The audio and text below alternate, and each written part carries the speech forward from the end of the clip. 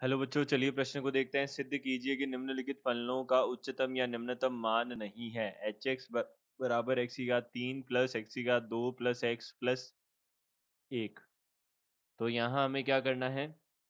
यह हमें सिद्ध करना है कि इस फलन का कोई उच्चतम या निम्नतम मान नहीं होगा। तो सबसे पहले हम मुख्य अवधारणा देख लेते हैं।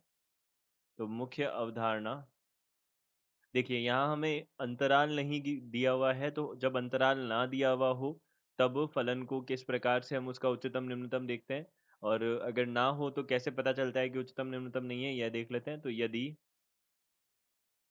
फलन y बराबर एफ एक्स में कोई उच्चतम या निम्नतम बिंदु ना हो, में कोई उच्चतम या निम्नतम बिंदु ना हो, बिंदु ना हो, तो उसका अवकलज उसका अवकलज एफ डैश एक्स कभी ज़ीरो नहीं होगा, यह हम बोल सकते हैं। तो देखिए, यहाँ से हम बोल सकते हैं हमारे पास एच एक्स जो है वह फलन है एक्स की घात 3 प्लस एक्स की घात 2 प्लस एक्स प्लस 1 है। यहाँ पे हमने इसका अवकलन किया तो यहाँ कितना हो जाएगा? 3 एक्स की घात 2 प्लस 2 एक्स प्लस 1 हो जाएगा। अब हमने देखा कि क्या ये कभी ज़ीरो के बराबर हो सकता है, तो हमने इसको ज़ीरो के बराबर करके देखा।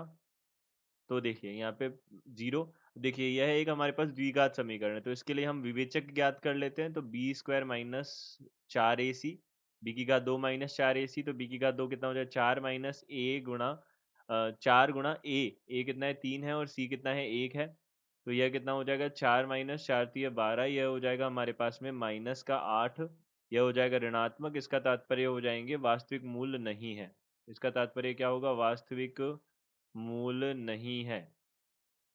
तो अगर वास्तविक मूल नहीं है तो इसका मतलब यह कभी भी ज़ीरो के बराबर नहीं हो सकता। तो हम बोल सकते हैं यहाँ से कि जो अवकलज है हमारे पास एच डैश एक्स, वह कभी भी ज़ीरो के बराबर नहीं होगा, अतः फलन का कोई भी उच्चतम या निम्नतम मान उपस्थित नहीं होगा। तो अतः फलन का कोई कोई उच्चतम या निम्नतम मान नहीं होगा। यही हमको सिद्ध करना था, अतः हम बोल सकते हैं इति सिद्धम। तो हम बोल सकते हैं यहाँ पे दी गई अवधारणा के आधार पर हमने इस प्रश्न को सिद्ध किया। आशा करते हैं आपको समझ आया होगा। धन्यवाद।